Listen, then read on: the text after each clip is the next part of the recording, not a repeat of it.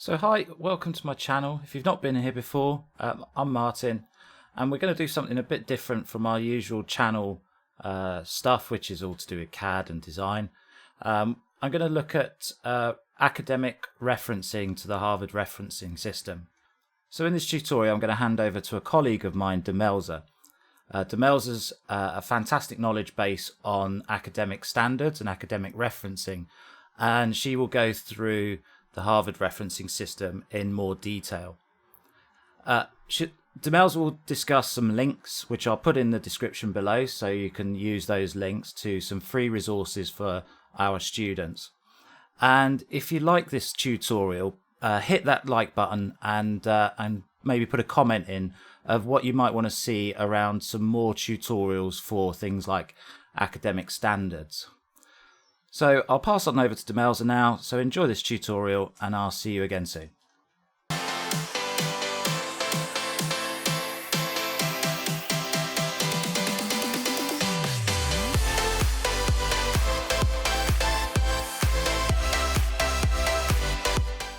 Let's talk referencing. With so many of you here, it would be quite difficult for me to make this too interactive and open questions out. So what I'll do is I'll do a sort of a bit of a general go through, and then I'll talk through some of the specifics, so that we go from that sort of general, what are we trying to achieve here, so that you get a better sense of where you're going. I'll show some examples of how to do referencing.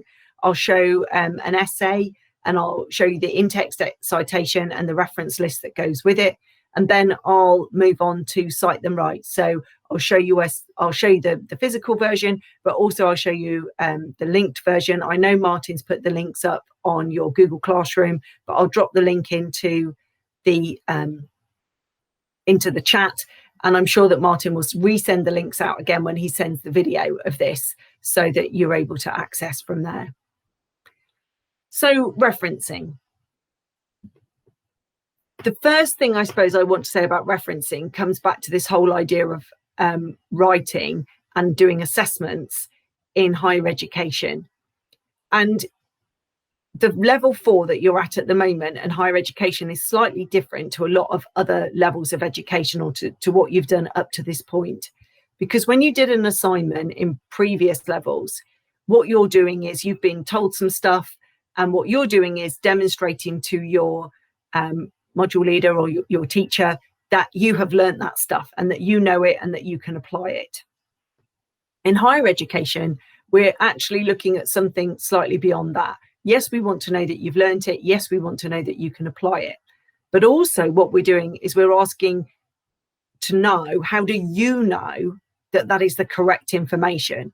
Because it's not about us checking it and telling you, yes, you got this right, and no, you didn't, although that's what we will do as part of the marking process. What we're looking to develop in you is that ability to be an autonomous learner, to be independent, because the job roles that getting a degree will enable you to go into, those professional qualifications, those professional careers, an element of those, a massive element of all of those as you go through them, is autonomy and decision making. And at that point, you're not, when you make a decision in the workplace, you're not turning around saying, oh, somebody, can you check my decision? Unless you ask first. You don't make the decision and then ask somebody to check it for you later. You might ask a question before you actually make the decision and get in support and get expert advice on something. But once you make that decision, you've got to be as confident as you can be that the information which you've made the decision on is up to date, is credible, is reliable, and is accurate. So that's what you're doing when you're doing referencing. So the technical aspect of referencing, the how to Harvard, is simply how you present that information which you are demonstrating comes from a credible source.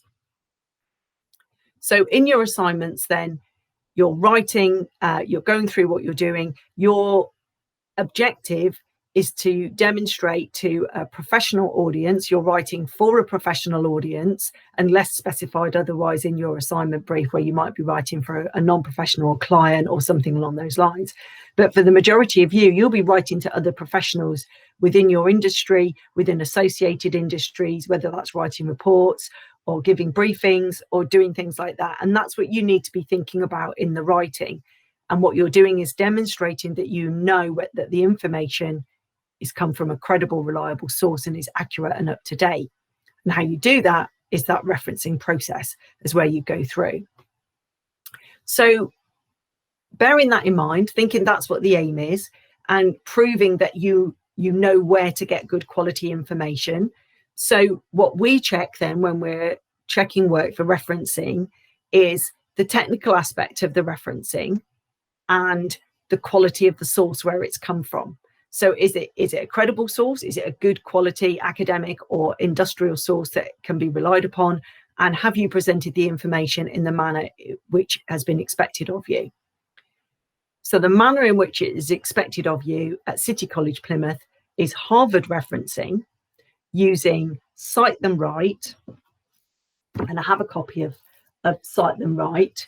I think hopefully you should be able to. I can't see my camera at the moment. Hold on a second. Yeah, so this is the physical version. There are copies in the library. It costs about £10 to buy. And we're putting our money where our mouth is, really, when we use Cite Them Right, because we're saying that the reference source for you for how to reference is a credible, reliable, published source. So it's not a handout. It's not something that Martin told you 2 weeks ago that you should put this then, or somebody else, you asked somebody you were sitting next to, how do you do it? There's one single point of truth, if you like. I hate that phrase, but it's the one that's popped into my head. There's one single reference source that you can all turn to and know that that's the item that you're looking for. Members of staff have copies of Cite Them Right, and they also have access to the online version. So they themselves, if they don't remember a particular source, or it's a tricky one, it's not one they've seen before, we do the same. We go and look, because we all learned referencing at different times and different institutions, and we might have studied at different levels of qualification or different types of degree. So mine's social science rather than other sciences. So there might have been different expectations at the time, and things have moved on. So we don't rely on how we were taught to reference. We rely, as you will, on this as our single point that we come back to check whether we're doing it right or wrong. Now, we don't expect you to learn it all. So I'm going to go through and I'm going to tell you lots of rules and things like that. And I'm going to explain lots of rules to you as I go through this process. And you're going to think, well, God, how on earth am I supposed to remember all of this? Well, you're not expected to remember it all. That's why we have the book, and that's why we have the online version. So it's a case of going and checking it. Now, for you guys, this isn't necessarily that important, because you will work for a big organization. It's full of rules and policies and procedures that you have to follow to the letter in order for your job to do what you're supposed to do. But for a lot of students coming into higher education, particularly coming through at 18, coming straight from school and going into higher education, they haven't had those kind of experiences. And so for them, not only is it, this idea of supporting their points and where they're going, they're learning to follow a policy or procedure to the letter and to the comma and to the bracket and to the semicolon. And not because they like it, or not because they find it easy, or not because they find it comfortable, because we have specified that is the policy that they must follow. And so what we're looking at is that ability to follow rules and regulations, because we're looking at how well people are moving towards being a professional in the field that they work in. So even if it's, it's that professional expectation. So yes, this is about learning things, learning skills, learning knowledge about your particular subject area, but it's also about developing those employability skills and those skills around doing something specific. So as far as employability goes, that's the point of referencing in that process, is to learn to follow a set process, regardless of your feelings of it. And so the next stage now for you is just to get to grips with what that process is. How can I find the information that supports it and apply it into your own writing? So first thing I'm going to do now then is I'm going to show you an example of an essay. So you can see the referencing in situation. So in this essay, I've highlighted the Intext citation. So there's two parts to a reference. There's an Intext citation and there's a reference list citation. The Intext citation is the shorthand which goes in the text, as you would imagine. And we don't put the whole item into the text because it would totally break up the flow of the writing. So you get a shorthand and then the longhand. And then if you think about that logically, you've got to be able to easily marry up those two items. So in order for that to be a useful piece of information to the reader, they've got to quickly be able to find the item that is in the text in the list so they can find the information and follow it up. So if we see the first Intext citation I have here, it's highlighted in yellow, and I've got the author's name and the year. And that is what we're looking for in the text. The author, and that might be an organization or a person, an institution, that kind of thing, or a trade body. That gives us the credibility. So who is this person that you have relied upon, or this organization whom you are suggesting are the right people to give us the credible, reliable and accurate information? And when did they publish that information? Because again, that talking about how reliable it is and how up to date it is and whether or not it's still relevant. So that helps to convey and to convince the reader that the information that you're presenting is the appropriate information. We see the next one down. We see that here, the next entry in the blue, the page number is included as well. So we only include the page number, the direct, exactly where it can be found within that source, if there is one. If it's a web page, no page numbers, you don't put one in. But if it's a PDF document or a Word document or a book, anything like that that has page numbers, then they should be included here in the text. And we don't put them in the reference list, because if we put them in the reference list, if I go down and have a look at it now. So if we're in the reference list, I might use the same source more than once. I might use them on a number of occasions. So I might have multiple Intext citations from the same source. But if I put all of the page numbers at the end, how would I know where which bit of information was within the text? I wouldn't know, because I wouldn't know which one it referred to. So the page number, the specific point within the document, is found in the Intext citation. So there are a number of ways that you can actually present your Intext citation. So in the same way that you present other people's information, you can summarize other people's information, and you can give a direct quote. You can use the term paraphrasing. So yes, I can't see it, but Mark, you got a question. Yeah, you're going on about how we do this through books and authors and stuff like that, but how do we do this through like web pages and stuff like that? Is it the same sort of thing, but they don't really have pages or whatever? Yeah, so every website is produced by somebody. You might not know the name of the person, and more often than not in a website, it will be an organization. But the credibility is exactly the same. It's no different for any type of resource. You want to say who and you want to say when. And that's the information that you're putting forward. So whether that's a book or a website, that information remains the same.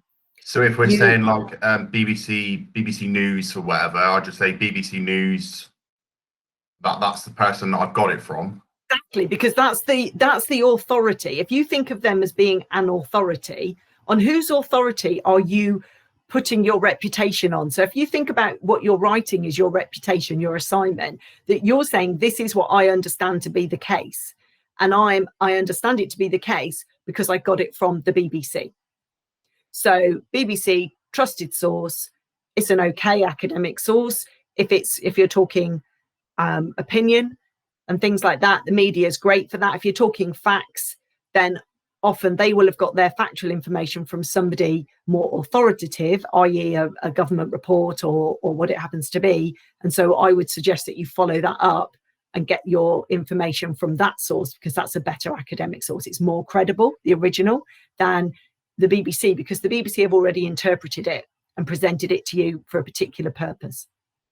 So exactly the same for web pages as it is for books. It doesn't matter whether it's a book, but there'll be no page number because there is no page number. So if there is no page number, it doesn't go in the in-text citation. If there is a page number, because you might get a PDF document from the internet, which will have page numbers, and then you would include it. So as each one goes down, you've got those, you've got either a direct quote or you've got a summary.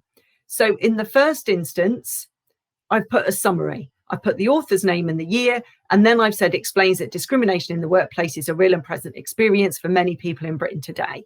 Now, what I've done there is I've actually summarized the key points in the whole text. The whole text goes through chapter by chapter, looking at discrimination between different groups and different industries and things like that.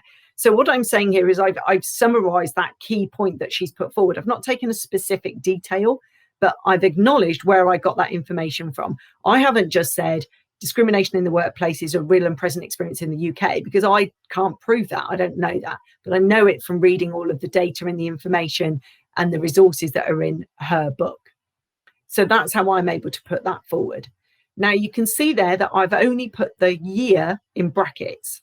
So there's a number of different options for an in-text citation, whereas in the second one, I've put the whole thing in. And that depends on how you present it within the context of your writing. So I'm using the author's name because they are a famous author in this area and they're a really credible source in this area. And so it's part of the sentence. So, you know, you put things in brackets that are supplementary to the sentence that are not required in order for the sentence to make sense. If I put her name and the year, in brackets, it would mean that was supplementary, and then the sentence wouldn't make sense because the sentence would start explains. So if you think about this from an English language perspective, it's quite clear as to whether or not you put it in brackets or not, depending on how you've presented the information. So I've used the name as part of the sentence, so then it's not in brackets, but the year is supplementary to that. That's an additional piece. I could have written in her seminal 1997 work, and then I wouldn't have put either point in brackets because both the year and the name of the person would be there, and that information is then available. In the second one, I've actually summarized from page one, so it's just a key point from page one, and I haven't used their name to actually say it. Now, that's going to be just a stylistic choice because I didn't want to keep saying the author's name explains or describes or going through. So I'm just mixing it a little bit up as I've gone through the writing. This, however, in this section here, as we go through, this is a much longer quote. In fact, I would suggest it's too long for the writing. You have to be careful about not over quoting from the sources. You're looking for sort of like no more than 15 or 20% of direct quotations, and 20 would be pushing to be too high. So there, because it's more than 3 lines, it's indented and it goes into the main body, and it's quite clear then that we've got that as a reference coming through. And then again, as we go through to the reference list, we see how these are laid out. So we need to reference it. So whatever the name is, whatever the first letter is, we use surnames in the in-text citation. We don't put the initial in because it just goes into your word count, and then that means you lose extra words as you're going along. So you just use the sort of accepted way of doing it, just by putting the surname in. But here, because there might be more than one author with that surname, you know, something like Jones is very common, put the initial in as well to make it clear who the author is. We put the year in. We then put in the title, and the title always goes in italics, and that's the title of the book, the title of the web page if it's an online. So if you went to the BBC, you went on that news channel, there's probably millions of actual pages on their web page. So at this point, that's where we actually say what the title of the page would be. And then we put the location. Location's important to add credibility, because if you're looking at something like legislation or policy and you're quoting something from America and you're talking about legislation in the UK, then that's obviously likely to be incorrect. And then you put the publisher, and the publishers, again, in a published text, in a journal articles and things like that, they add credibility because publishers checked facts. And that makes them a good source for students, particularly when you're new to something and you're less able to discern whether the web page that you're looking at is a really good quality, credible source. Textbooks have been written for students. They are checked for errors, etc., and they are actually designed to provide you with the sort of content that you need at the beginning part of your studies.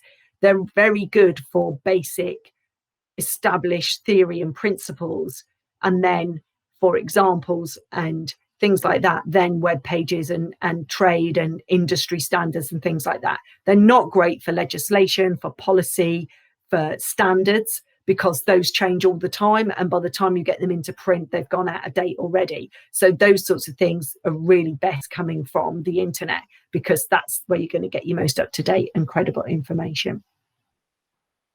So the reference list then, as you'll be able to see there, is organized alphabetically. And again, that makes sense when you think of any long list, which is organized, telephone list and all things like that. They're listed alphabetically, so we follow the same conventions.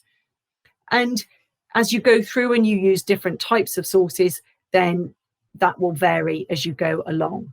And as I said earlier, we don't expect you to learn how to do this. What we do expect is that you check to see how it's done. And the best place for you guys to check is going to be in Cite Them Right online.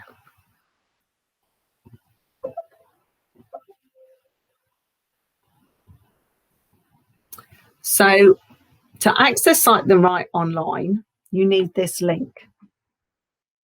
So I'm just putting in the chat. You have to use the link. The link will take you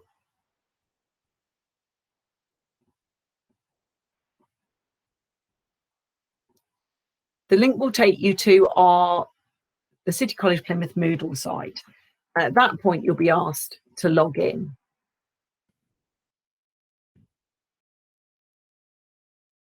Like so.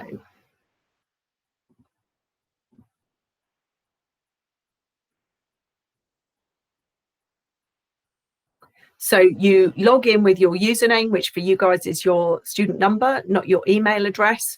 And you use your normal password that you use for all of your college stuff, and then log in. And that should take you straight through to Cite Them Right. Now, if you're using Cite Them Right and it times out, you have to go back to that original link, because if you just refresh this page, if it's dropped out that it knows who you are, then it won't verify you and it won't let you access. So only by going through the Moodle page where you log in can it verify that you are a bona fide user for this resource. It's not a free resource, it's a paid for resource by the college. And so they're checking to see that you're a license and that you have access rights to it. So Cite Them Right then, it's designed in exactly the same as the book, pretty much. You've got some basic information on referencing, what is referencing, what's common knowledge and things like that.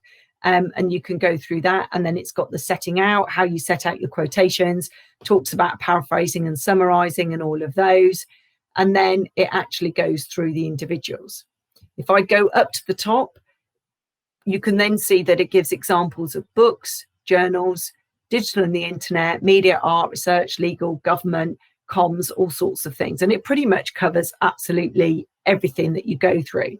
Now, you might find that you have some things like some personal communications, as in you might speak to somebody, an expert in the field, somebody who works in this area, and you might want to reference what they say. You might send them an email and they send you a response about how it's done within an organization, or you might be looking for a policy and how that is enacted within a particular organization. And so you're then saying that that person is the expert, and having introduced them and their role and that sort of thing within your writing to give their credibility, you can then reference the email, the information that they sent you in the email. And that would be done through things like personal communications. We look at this one as we go through personal communications and things like that. But the most common one, as you said earlier, is the internet. So we're on digital, the internet, it defaults to Harvard, which is the way that we're using. And then so we can have a look at web pages with individual authors. These days, it's very uncommon to find many web pages with individuals as authors in the sort of credible range that we've got, but we've got that there. So it goes through, so web page with individual authors, the citation author is the author, the year that the site was published or last updated in round brackets, title of the web page and where it's available, and then you put this accessed. And then it shows you an example in the blue box. So the Intext citation, for this one, their example is Burton 2012. And then the reference list, as you can see, goes through there. And we do expect everything, commas, full stops, brackets, colons, brackets, the accessed on. So what you should be doing is replicating that, but with the information for your particular web page that you were using. So if I go back to digital and the internet, organizations, which is probably the most common one that you're going to use. So things like the NHS, the BBC, and then you can see that that's listed there. Now, the most common issue that people have with regard to the internet is the date. So most web pages, I think I'll just have a look, say at Babcock here.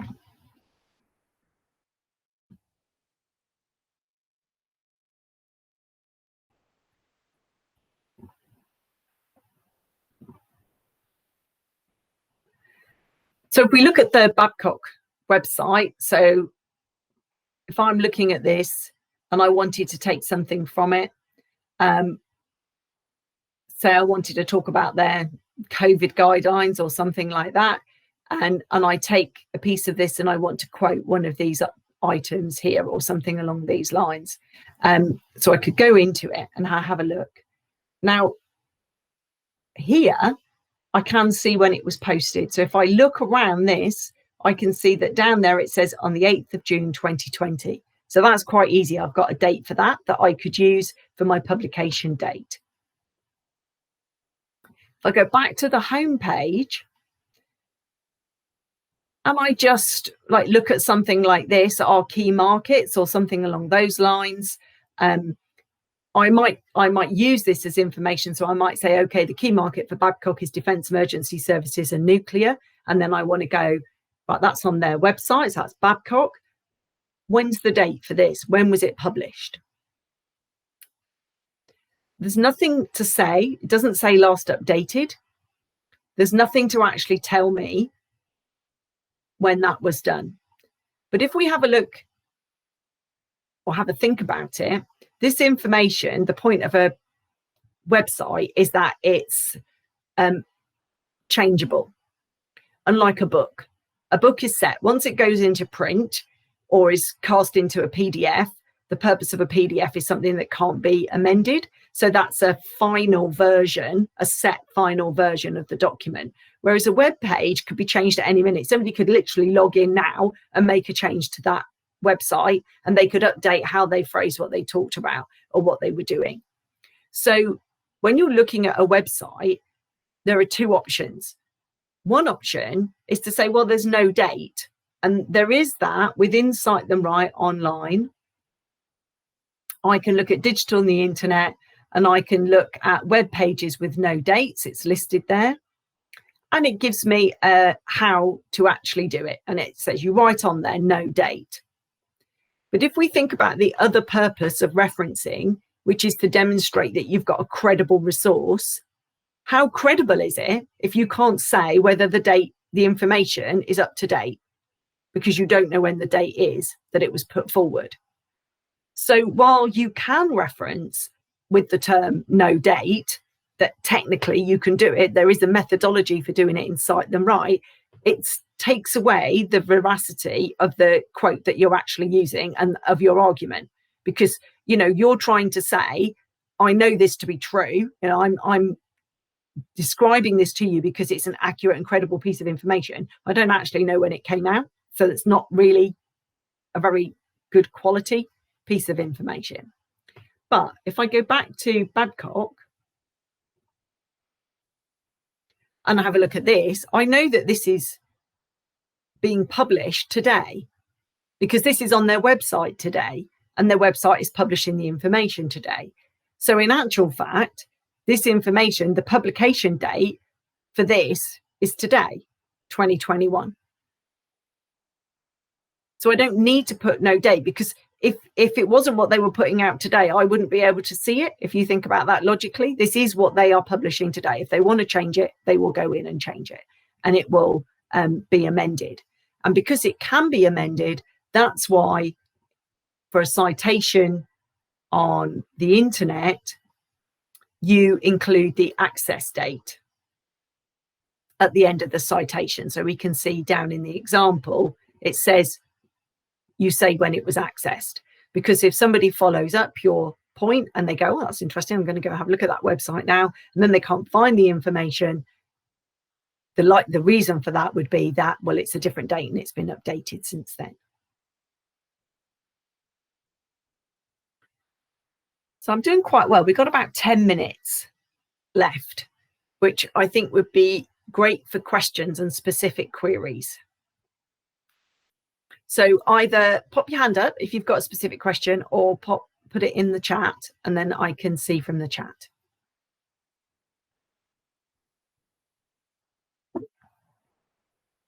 Okay, so George. Yeah, how would we go about referencing photos we've taken off the internet and put into our like assignment? Okay, good. It's a good example. So we can look at images. So we've got media and art. And so we can look at media items or visual sources. So things like posters or screenshots, that kind of stuff. If you're looking at, are you using them for illustrative purposes to actually illustrate a technique or something along those lines, or a flow diagram, that sort of thing? Or are you thinking about them being there for sort of like it's a report and you're putting it on the front page to make it diagrams? It's like a visual representation of, let's say, an atom. Or okay, like, yeah. So if you were doing that, you would reference it in the same way. So the fact that the source is that a photograph, well, where did you get that from? And look at the site where it came from, and then reference them as the source. Because again, you want to make sure that that image is an accurate image that you're putting forward of the item that you're looking towards. So it would still be exactly the same. It would be the source. So what was the name of the web page?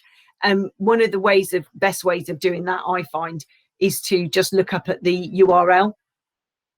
So like when you look after the www dot, you usually get the name of the organization or that's putting that forward. So sometimes when you look at an image, you haven't got that full link, but you've got the link of where the image comes from. So you've got that to go into the reference, but you want to know the who. And if you look at that, it'll either be clear, like that Cite Them Right online, or you can use that. Then I sometimes then take all the rest of this stuff off. If I was looking for something, I would delete that and then press return. I'll find the home page, and then on the home page, hopefully that would explain to me who these people are, and then I can use that in my reference. Does that make sense, George? Yeah, and with regards to the in-text annotation for a photo, would we put the in-text annotation below the photo? You would put the source below, like in the same way the in-text would put underneath it. Yeah, and then the reference, the full bit in the reference list at the end. Okay, yeah. Martin. Yes. For you, this is a personal preference for me. If I have students use an image in a PowerPoint presentation or in a report, but it's simply for making it look nice, if you know what I mean. It's like more about the visual imagery rather than illustrative or actually informative. I ask them to actually put those in put a heading that says images, and then they put the source of where they got them from. So they cite them in the same way, but they separate them out, because I'm not really interested in checking the quality of the source for something which is just making something look nice. I only want to be able to check the quality of the sources for the content and the academic content. I wonder if you do something similar, or you just put them together. No, for PowerPoint presentations that are given as part of an assessment, I would allow the students to not have to do any in the body of the actual PowerPoint, and then just a normal document at the end, or something that they'd email to me with a full list of the references that they'd used. So I would expect students to do Intext citations on a PowerPoint in the same way that they would do them in a written piece to support what they're saying. But I just would put the images somewhere else. But so, things like that are written clearly in Martin's assignment briefs and things like that. So he makes it clear that that information is what he wants, where he wants it. So we go from there. Any more questions?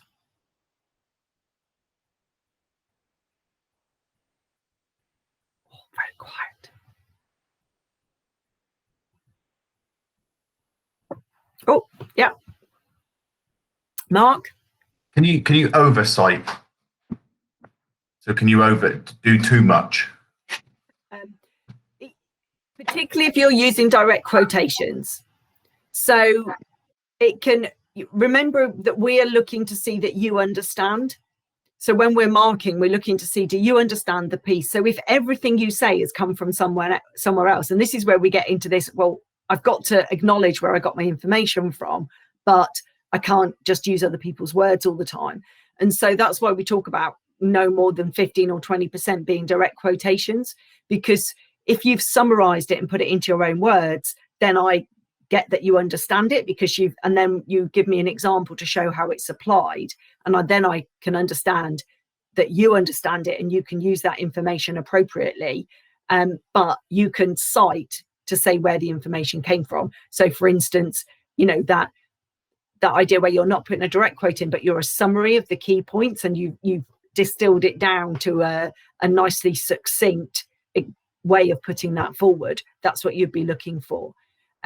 You see a lot, and as you go through, you see more and more quotations, particularly in things like literature reviews, where you're actually looking to see lots of people have looked at this area before, and you're summarizing the overall perspective of all academics in that area.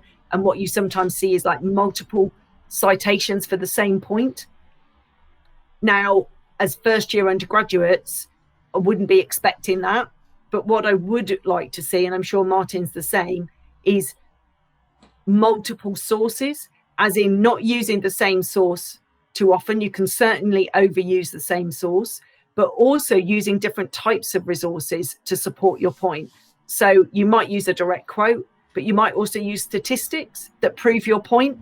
So rather than finding something that says exactly, you might talk about, I don't know, maybe you're talking about market share or Babcock, and that sort of thing, and then you turn around and say, but if we look at the FTSE 100 or so, and you're using information to support, and you're compiling that information as you go. That sort of stuff earns you higher marks than just directly quoting. Martin? Yeah, sorry. It's on this line as well. With I have two very different assignments. The students have just gone through their product life cycle with me, which you could over cite and reference in that, because I was after your own critical thinking in that process as well, and therefore it was a balancing act of your own personal thoughts, and that were then backed up by credible data and credible resources. But on the flip side of that, I also have a level 5 module in composites, where the students are presenting their data that they have achieved and got through the process of manufacturing the panels, and therefore pretty much the rest of the entire assignment is credible resources backing up their actual data that they've presented.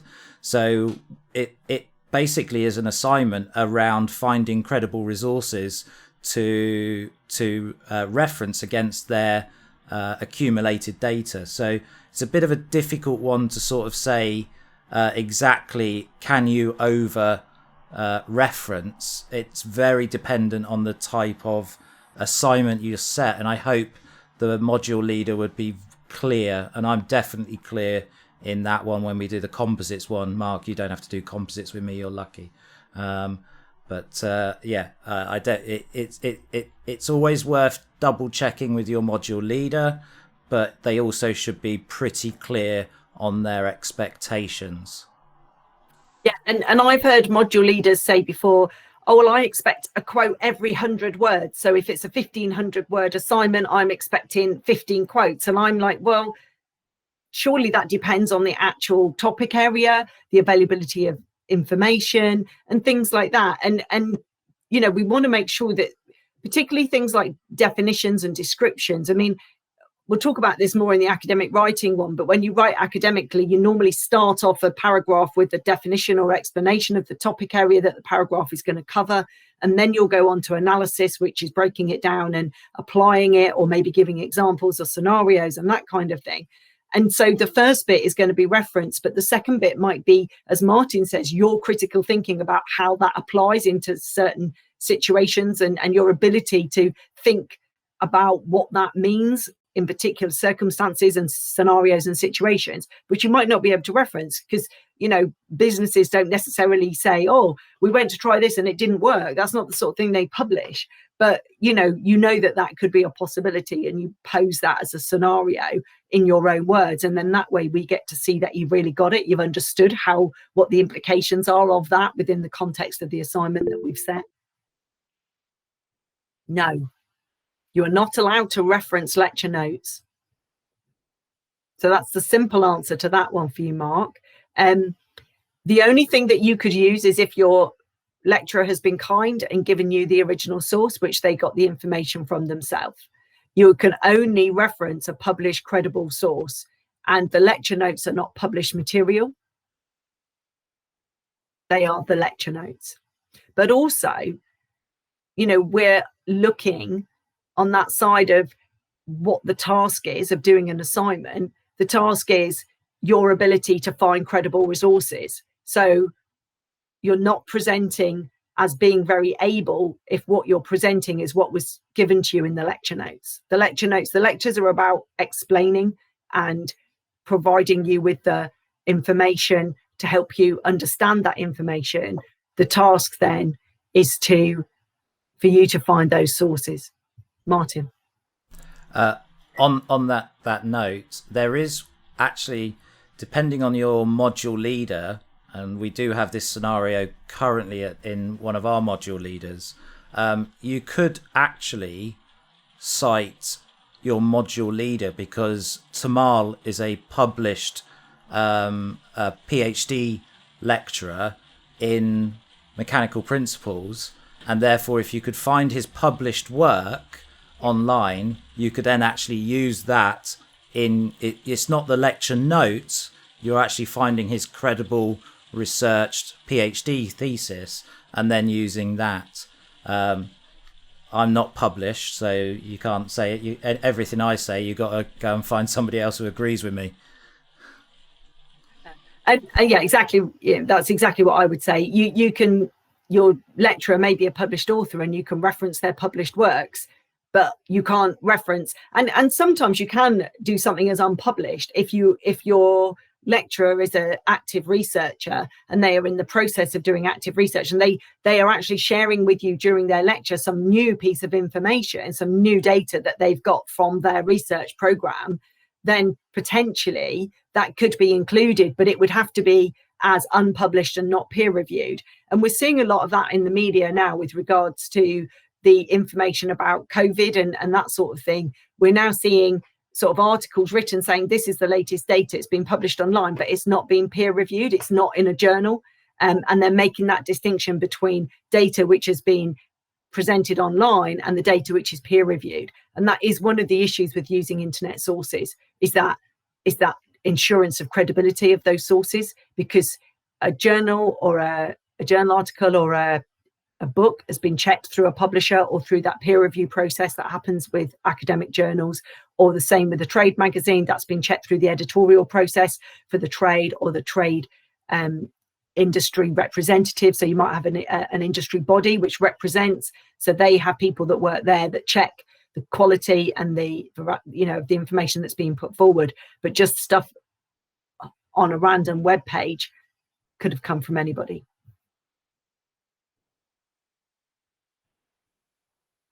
Any more questions? Looking quiet. Martin, I think we're spot on for the 45 minutes. It's 6 o'clock. Let me stop. Yeah, I mean, they're a talkative lot. Well, I think we've done quite well. We've covered an awful lot in that 45 minutes. So I hope that that's been useful. You've got the Cite Them Right link. I will email them back out to Martin again, but also I'll just pop in the chat now. There's a second link that I'm going to put forward, and this takes you to a tutorial that you can work through on Cite Them Right. It's a different link because it needs to register you as an individual, because you can leave it part way through and come back to it. So it needs to know it's you again that comes in. So the link is slightly different, and you won't be able to access the tutorial if you use the first link and then just click the tutorial button on the home page. It won't let you through. But if you use this link, it will. And then that enables you to just work through some of those items on Cite Them Right itself. So it has a referencing tutorial. Do you recommend using things like Neil's Toolbox and those type of things, or the online resources that help with? Yeah, so Word has one. It has its own version of referencing in there, and you can tell it's Harvard, and lots of people use Cite It For Me and things like that, the apps that actually go forward. Now, the issue with those is that they don't necessarily produce the same format. I believe there's something like 167 different versions of Harvard, and they all use a slightly different one. I know that the Word version does not put brackets around the year in the reference list citation. So yes, you use it, but when you've finished at the end, before you submit it, go through and check that it's exactly as it is in Cite Them Right. So yes, you could use it to put the basic content in, because they will all put the right bits of information. They just might not do it in the order with the italics and the proper commas and that sort of thing. So it depends how you like to do it, whether you just want to type it in yourself or do that and then go through it afterwards and check that it meets the expectations of Cite Them Right.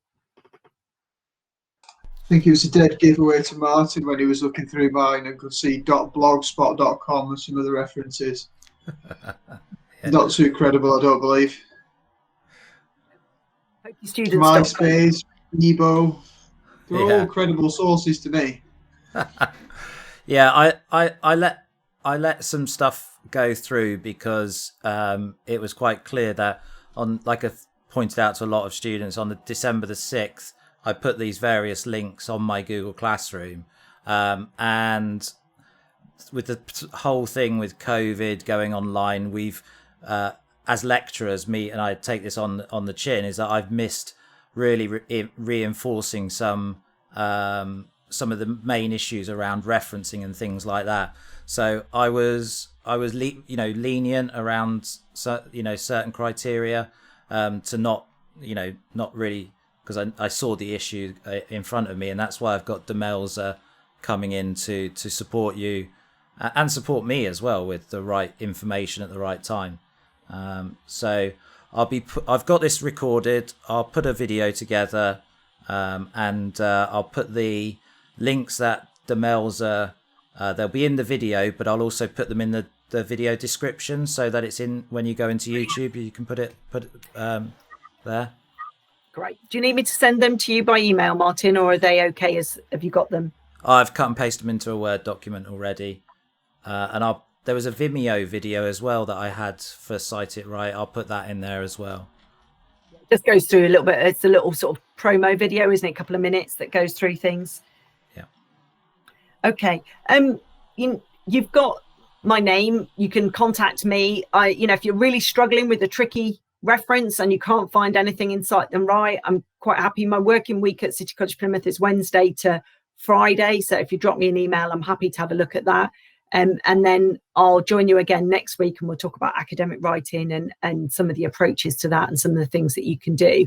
Obviously, referencing is a big part of that academic writing. And as Martin said, you're in your first year, so you're developing your skills. The expectation of perfect referencing is not going to be there right at the beginning. But by the end of the year, we would expect that all of you have got it. And then by next year, the expectation is that you do it all the time, isn't it, Martin? Yeah, so in the first year, I give marks for referencing. In the second year, I only take marks off for incorrect usage. And then in the third year, because of the modules that I teach, I'm looking at citations specific to the topic area and then have marks allocated for that. But it's all clearly demonstrated in the description of the actual assessment.